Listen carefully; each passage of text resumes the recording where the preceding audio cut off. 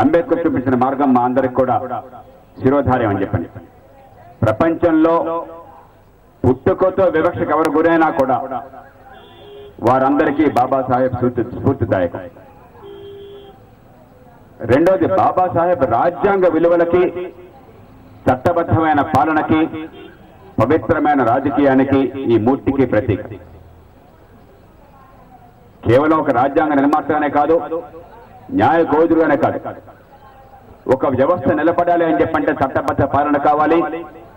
రాజ్యాంగ విలువలకు ఆ దేశంలో పెద్దవాళ్ళ నుంచి చిన్నవాళ్ళ దాకా కట్టుబడి ఉండాలి, పుట్టుకతో నిమిత్తం లేకుండా అని జీవితం అంతా నమ్మిన ఒక మహోన్నతమైన వ్యక్తి.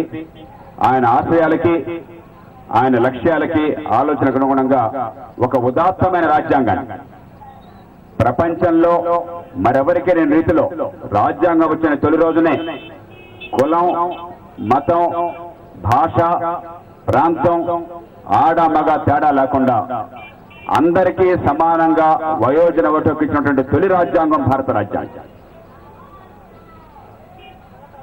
ఆ రాజ్యాంగ విలువలకి, చట్టబద్ధ పాలనకి బాబాసాహెబ్ సంకేతం. ఈ వేళకి కూడా ఈ దేశంలో ఈ గతకాలపు ఛాందసం సాంప్రదాయం, కులం రూపంలో వచ్చిన పెత్తందారీ వ్యవస్థ, పుట్టుకతో కొందరు ఎక్కువ కొందరు తక్కువ అన్న భావన, ఓటు హక్కున్నా కూడా ప్రజాస్వామ్య విలువలు కనీసం లేనటువంటి సమాజం, ఇవన్నీ జాతిని వేధిస్తున్నాయి. ఈ వేళకి కూడా మూఢనమ్మకాల ఆధారంగా కోట్లాది సామాన్యుల జీవితాన్ని బలిపెడుతున్నారు. వాళ్ళందరినీ జీవితంలో నిరంతరం దగా చేస్తున్నారు. అందుకే బాబాసాహెబ్ స్ఫూర్తి మనకు అవసరం.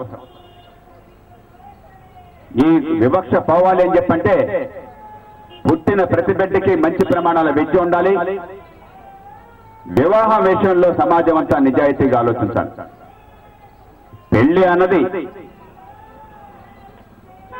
ఓ అమ్మాయి, ఓ కుర్రాడు మనసు పడి జీవితాన్ని పంచుకుందామని కలిసి చేసుకునే నిర్ణయం. దాన్ని కులానికి ముడిపెట్టి, దాన్ని ఛాందసానికి ముడిపెట్టి కులం బయట పెళ్లి చేసుకోవటం, మతం బయట పెళ్లి చేసుకోవటం భయంకరమైన పాపంలాగా చిత్రించి యువత మనస్సుల్లో విపరీతమైనటువంటి ఖేదాన్ని కలిగిస్తూ ఈ సమాజంలో విభజనలు పెంచి పోషిస్తున్నాం. అందుకే యువత అందరికీ పిలుపునిస్తున్నాం. ముసలివాళ్ళు ఈ దేశాన్ని, సమాజాన్ని వెంటనే మార్చలేకపోవచ్చు. ఊపినటువంటి ఊపిలో కూరుకుపోయారు వీళ్ళంతా కూడా.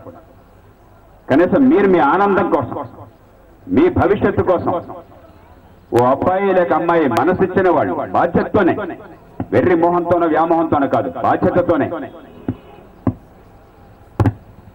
నచ్చిన వాళ్ళని ధైర్యంగా పెళ్లి చేసుకుని కులాలు మతాలకు అతీతంగా జీవితం అంతా గడిపేటువంటి ధైర్యాన్ని మీరు తెచ్చుకోండి. అప్పుడు మాత్రమే కులాన్ని అంతరింపజేయగలరు. కులాన్ని చంపేయకపోతే ఈ దేశంలో వివక్ష పోదు. కులం వల్ల వచ్చిన వివక్షను అంతం చేయకపోతే ఈ దేశంలో వివక్ష పోదు.